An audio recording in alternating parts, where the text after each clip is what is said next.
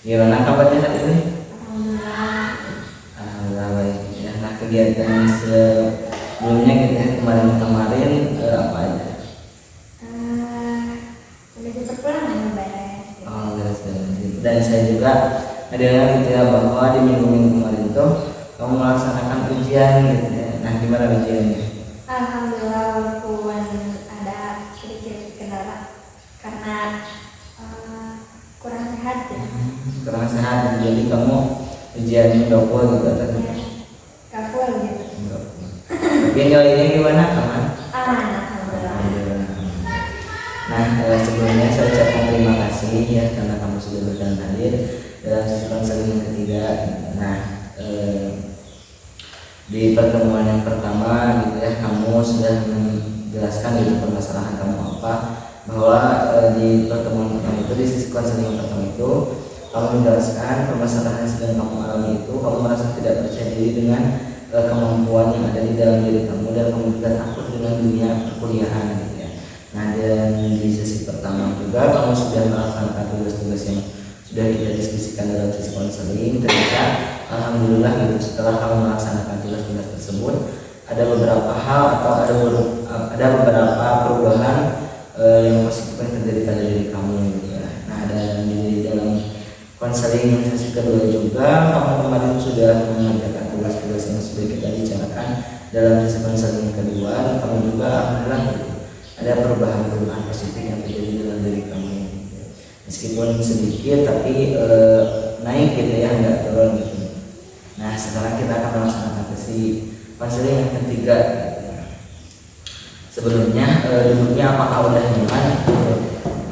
Oke, nah kemarin kita di sesi kedua gitu ya sudah membicarakan terkait dengan tugas-tugas yang akan kamu laksanakan gitu dalam satu minggu kemarin. Nah kira-kira nih masih ingat gak tugasnya apa? Kemarin itu tugasnya belajar bicara di depan cermin sama berbicara di muka umum gitu. Oh iya, jadi berarti kemarin kamu disuruh untuk menjalankan tugasnya itu berbicara di depan cermin gitu dan berbicara di depan umum ya. Nah kira-kira nih gimana, dikerjain atau enggak? Alhamdulillah. Iya. Dikerjain. Kayak dalam satu minggu nih kamu bisa melaksanakan hal tersebut itu berapa kali kira-kira? Kalau untuk berbicara di depan cermin gak setiap hari, kadang seminggu 2 kali 3 kali. Seminggu 2 kali atau 3 kali. Nah kalau misalkan berbicara di depan umum itu kamu berapa kali kira-kira? Saya tuh mengambil kesempatannya ketika ada acara di ini, mengadakan acara. Nah, ya, contohnya seperti apa? Kemarin tuh acara Walang. Walang tuh penjelajahan gitu. Oh iya, penjelajahan. Nah, kira-kira nih setelah kamu melaksanakan tugas yang sudah kita diskusikan pada sesi konseling yang kedua, gitu, kira-kira nih ada nggak perubahan hal-hal yang positif yang terjadi pada diri kamu? Ada. Oke, boleh kamu ceritakan? Kayak ketika saya berbicara di depan cermin gitu, saya melihat diri saya sendiri sambil ada rasa yakin sama percaya diri aja ketika saya berbicara di depan cermin. Nah, ketika kamu berbicara di depan cermin dan kamu juga merasa bahwa kamu lebih percaya diri gitu ya, kira-kira perasaan yang muncul dalam diri kamu itu apa? Perasaannya itu kayak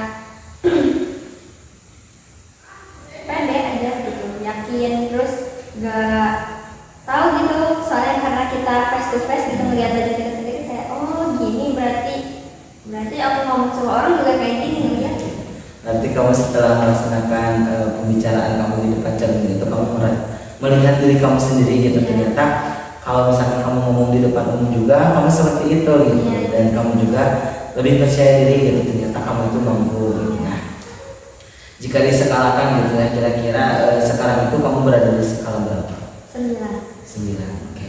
Nah yang saya catat gitu ya di pertemuan yang kedua itu kemarin di sesi konseling kedua kamu itu berada di skala 8. Nah kira-kira apa sih yang membuat kamu bisa naik ke skala 9? Mungkin dari segi keyakinan terhadap diri sendiri, saya kayak lebih nambah gitu. Oke. bisa lebih yakin lagi gitu ya, karena kamu sudah melaksanakan tugas-tugas yang tadi juga. Nah, kira-kira persisnya itu kamu berada di posisi 9 itu seperti apa posisinya? 9 udah nggak khawatir sama ya fine gitu. Oke, kamu sudah tidak khawatir lagi. Bisa disebut tidak khawatir dengan omongan-omongan orang lain gitu, kamu lebih enjoy lagi dan kamu ya udah ini saya gitu ya gitu. Nah, baik, sekarang saya ingin kamu duduknya lebih rileks lagi. Apakah sudah? Oke, dan di sini ada sebuah kursi ya, dan saya ingin kamu membayangkan di kursi tersebut itu ada kesuksesan kamu di 5 tahun ke depan ya. Nah, coba sekarang kamu bayangkan kursi ini itu ada kesuksesan kamu 5 tahun ke depan. Nah, kira-kira kesuksesan apa yang kamu lihat di dalam kursi tersebut? Saya ikut acara event-event kampus, terus jadi pembicara di sana. Terus saya ikut banyak organisasi. Oke, kamu mengikuti banyak sekali event-event yang ada di kampus dan kamu menjadi seorang pembicaranya gitu ya. Dan kamu juga mengikuti organisasi-organisasi yang ada di kampus. Nah, kira-kira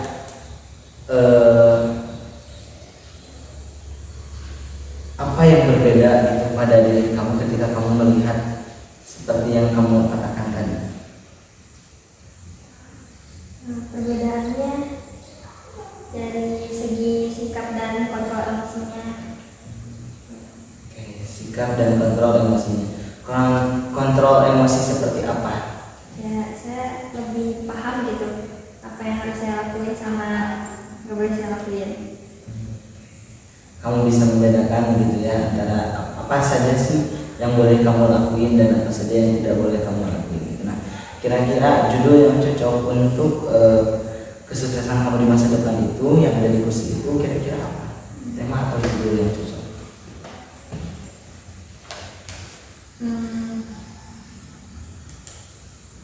Proud myself.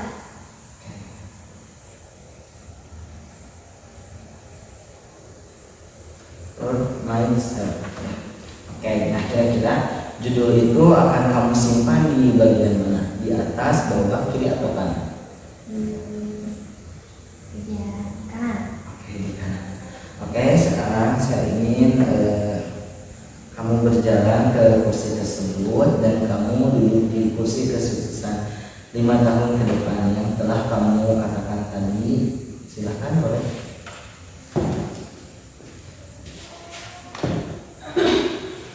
Oke, baik. Selamat, sekarang kamu sudah berada di masa depan yang dimana kamu sudah mencapai kesuksesan-kesuksesan yang kamu inginkan.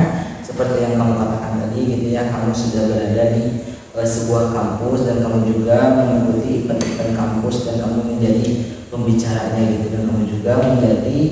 dan kamu juga mengikuti organisasi-organisasi yang ada di kampus gitu ya. Nah, kira-kira setelah kamu duduk di kursi tersebut, kira-kira perasaan yang muncul dalam diri kamu itu apa? Rasanya itu kayak lebih pede, terus sama kayak hal yang sudah biasa gitu. Oke, kamu lebih percaya diri lagi, dan ketika kamu sudah duduk di kursi itu kamu kayak merasa ini tuh hal biasa gitu, sering kamu lakuin gitu ya. Nah, kira-kira ketika kamu sudah seperti itu, perasaan apa yang muncul dalam diri kamu? Senang sama yang pastinya bangga sama diri sendiri. Oke, rasa senang dan rasa bangga terhadap diri sendiri karena sudah mencapai tujuan yang kamu inginkan. Sekarang kamu sudah berada di titik tersebut ya. Nah, ketika perasaan senang dan bersyukur itu muncul, kira-kira di bagian tubuh manakah yang lebih kuat? Tangan. Oke. Nah, jika diskalakan kembali gitu ya, sekarang kamu sudah mencapai tujuan yang kamu inginkan gitu ya, dan kamu juga sudah mengatakan tadi bahwa kamu sudah berada di titik tersebut. Nah, kira-kira sekarang kamu berada di skala berapa? 10. Oke, 10. Nah, di skala 10 itu persisnya seperti apa? Seperti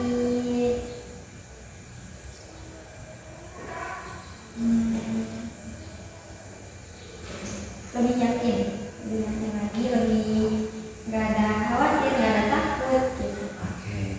Berarti kamu berada di skala 10, dan di skala 10 itu kamu merasa tidak khawatir lagi, tidak takut lagi, lebih percaya diri lagi gitu ya. Nah, baik, sekarang saya ingin kamu melihat di kursi yang ada di depan kamu, dan dimana kursi ini itu adalah kursi masa sekarang kamu. Nah, tentunya ketika kita ingin mencapai tujuan yang kita inginkan itu pasti ada tantangan gitu yang di depan kita itu. Nah, sekarang saya ingin kamu berjalan ke kursi masa sekarang, dan setiap langkahnya itu kamu menemukan tantangan yang ada di dalam diri kamu atau di dalam kehidupan kamu untuk mencapai tujuan yang sudah kamu katakan tadi. Dan setiap ada tantangan, kamu mencari solusinya sendiri dan memberitahukan kepada saya. Oke. Sekarang boleh kamu berdiri terlebih dahulu, dan kamu boleh berjalan satu langkah dan menemukan tantangannya, dan kamu memberitahu solusinya kepada saya. Oke. Ketika saya mengambil keputusan, Apa yang kamu lihat tantangan? Apa yang kamu lihat? saya harus bisa mengambil keputusan secara bijak, tapi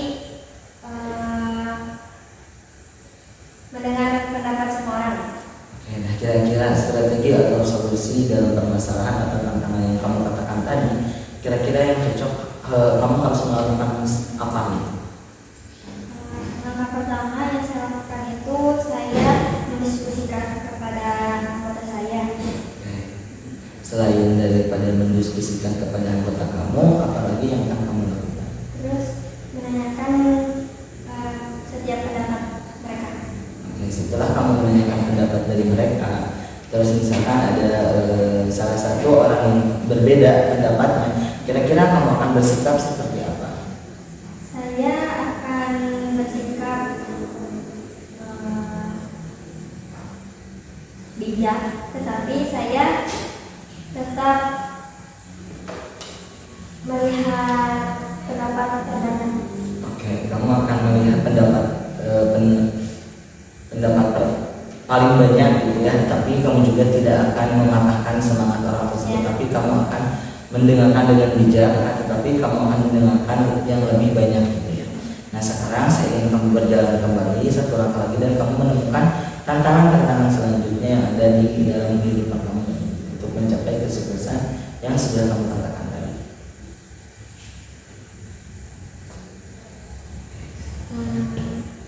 Saya melihat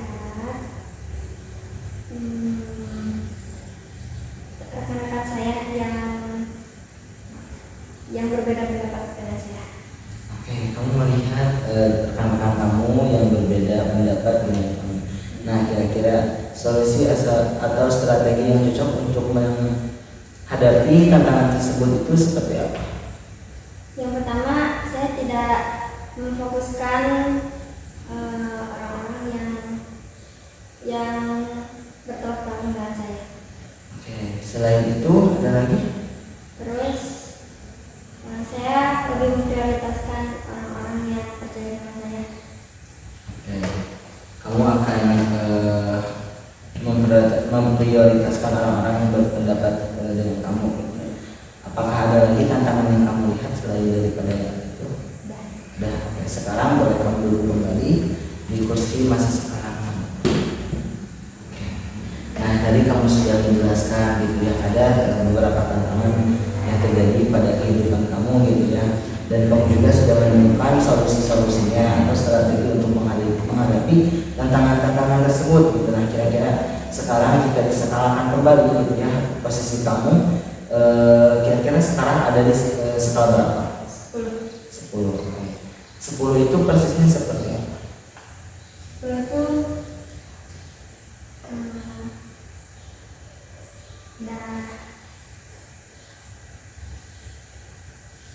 lebih tenang. Nah, kira-kira bagaimana kamu mampu mencapai skala 10 tersebut? Karena saya beri kesempatan ke diri saya lebih yakin gitu, percaya kepada saya. Oke, kamu memberikan kesempatan pada diri kamu untuk lebih yakin lagi dan lebih percaya diri lagi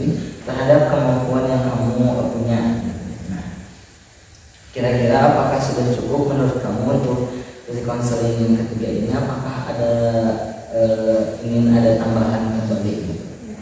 Ada, gitu. Nanti kamu sudah merasa cukup untuk sesi konseling yang ketiga ini. Nah, dan kamu juga sudah mencapai skala tujuan kamu ya di skala 10, dan kamu juga berada di skala 10 itu kamu sudah merasa yakin, lebih percaya diri lagi gitu ya terhadap kemampuan yang ada di dalam diri kamu. Oke, sekarang saya akan melakukan evaluasi terlebih dahulu dari sesi konseling yang pertama sampai yang ketiga hari ini. Nah, dalam sesi konseling yang pertama itu kamu sudah menjelaskan gitu ya permasalahan yang sudah kamu lalui, terus kamu juga sudah melaksanakan tugas-tugasnya, dan kamu juga sudah melaksanakan tugas tersebut, dan alhamdulillah banyak sekali perubahan yang terjadi pada diri kamu gitu. Yang tadinya kamu tidak percaya diri dengan kemampuan kamu gitu, kamu juga takut dengan dunia perkuliahan, dan saya rasa pas sesi pertama itu kamu masih kayak saya bingung nih harus memilih jurusan apa gitu, tapi sekarang saya lihat kamu sudah lebih percaya diri lagi terhadap kemampuan kamu, dan semoga besar harapan dari saya gitu ya, kamu sudah bisa menentukan pilihan kampus yang ingin kamu tuju gitu ya. Nah, terus di sesi kedua juga sama gitu ya, kamu sudah mulai sedikit demi sedikit untuk membangun kepercayaan itu gitu ya, kamu lebih percaya diri lagi, dan tugas-tugasnya yang sudah kamu ajukan kepada saya atau diskusikan dalam sesi konseling yang kedua itu kamu laksanakan dengan baik gitu ya. Nah, alhamdulillah banyak sekali perubahan-perubahan positif yang terjadi pada diri kamu gitu ya. Dan di sesi konseling yang ketiga ini kamu juga tadi sudah menemukan gitu ya kesuksesan 5 tahun ke depan gitu yang ada di kursi tersebut gitu ya. Ternyata kamu melihat bahwa diri kamu itu sudah mengikuti event-event yang ada di kampus, dan kamu juga menjadi seseorang yang mengisi event tersebut gitu ya, dan kamu juga sudah aktif dalam organisasi-organisasi yang ada di kampus, dan kamu juga tadi ketika kamu melihat tantangan gitu yang ada di dalam kehidupan kamu, ternyata kamu juga sudah bisa menyelesaikan permasalahan tersebut gitu. Kamu juga sudah menyampaikan strategi atau solusi yang akan kamu lakukan ketika kamu melihat tantangan atau permasalahan yang ada di depan kamu gitu ya. Nah, dan kamu juga tadi mengatakan bahwa di dalam sesi ketiga ini kamu sudah mencapai skala 10, yang dimana skala 10 itu kamu sudah mencapai tujuan kamu, dan kamu lebih percaya diri lagi, dan kamu tidak khawatir dengan keadaan diri kamu, dan kamu tidak takut lagi gitu ya. Nah, saya sekarang ingin kamu menuliskan pesan dan kesan kamu selama mengikuti sesi konseling dari yang pertama, kedua, dan ketiga gitu ya. Boleh kamu menulisnya di kertas ini. Nah, dan ketika kamu menulis, saya juga akan menulis pesan dan kesan saya ketika melaksanakan sesi konseling bersama kamu. Silahkan.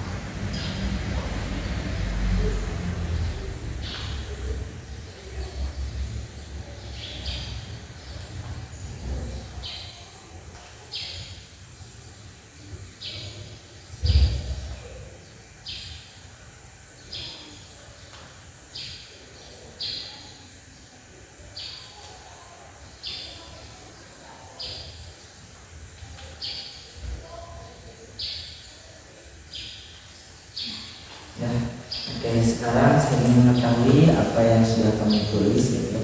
Dan sekarang apakah boleh kamu membacakannya? Boleh. Oke, silakan. Saya merasa lebih yakin terhadap kemampuan diri saya, dan saya lebih menghargai usaha-usaha kecil yang telah saya lakukan. Dengan saya melakukan hal-hal kecil ataupun sering dianggap sepele, tapi dapat berdampak besar untuk perubahan diri saya jadi lebih baik dari sebelumnya. Oke, sangat luar biasa sekali gitu ya, ternyata banyak sekali hal-hal positif yang kamu dapat dalam sesi konseling kita laksanakan sebelum-sebelumnya juga gitu ya. Dari mulai hal kecil yang sebelumnya mungkin menurut kamu itu sepele, ternyata sekarang kamu bisa lebih menghargai lagi usaha-usaha kamu yang sedikit demi sedikit gitu ya, walaupun sedikit tapi kamu menghargai usaha itu gitu ya. Nah, dan sekarang saya juga ingin membacakan gitu ya pesan dan kesan saya selama melaksanakan konseling bersama kamu gitu ya. Hanya itu saya sangat merasa bangga sekali kepada kamu gitu ya, karena kamu sudah berani terbuka kepada saya dan menceritakan permasalahan-permasalahan yang sedang kamu alami gitu. Dan kamu juga sangat banyak sekali perubahan-perubahan yang terjadi pada diri kamu yang positif gitu ya, dan kamu juga sekarang udah mulai kayak menghargai usaha kamu yang kecil gitu ya, walaupun kecil kamu menghargai perubahan tersebut gitu ya. Nah, mungkin dari pesannya dari saya harap sekarang kamu bisa melaksanakan tugas-tugas yang sudah kita bicarakan dalam sesi konseling pertama, kedua, dan ketiga sekarang gitu ya. Supaya kamu bisa lebih mencapai kepercayaan diri kamu itu yang lebih maksimal lagi gitu ya. Nah, dan kamu juga besar harapan dari saya gitu, kamu juga sudah tidak bingung terhadap pilihan kampus yang akan kamu tuju gitu ya. Jadi untuk sesi konseling yang ketiga mungkin dicukupkan sekian ya. Nah, sebelum saya tutup, apakah ada yang ingin ditanyakan terlebih dahulu? Baik, untuk sesi konseling yang ketiga saya cukupkan sekian. Sebelumnya saya ucapkan terima kasih yang sebesar-besarnya kepada kamu sudah berkenan melaksanakan sesi konseling bersama saya dari mulai sesi pertama, kedua, dan sekarang ketiga. Mudah-mudahan kamu bisa mengambil pelajaran dari sesi konseling kita yang pertama, kedua, dan ketiga ini gitu ya. Dan sekali lagi saya ingatkan kembali gitu ya, bahwa perubahan dalam diri kita itu hanya bisa dimotivasi oleh diri kita sendiri gitu ya. Tidak, kalau misalkan kita menginginkan perubahan terjadi perubahan pada diri kita, akan tetapi motivasi dalam diri kita itu rendahnya, jadi sangat menurut saya gitu ya agak susah gitu. Jadi saran dari kamu bisa memotivasi diri kamu sendiri agar kamu bisa lebih percaya diri lagi, dan kamu bisa menemukan gitu ya tempat yang membuat kamu nyaman, dan bisa kamu bertumbuh dan berkembang menjadi pribadi yang lebih baik lagi dan lebih maju lagi. Oke, mungkin sekian untuk sesi konseling ketiga. Mohon maaf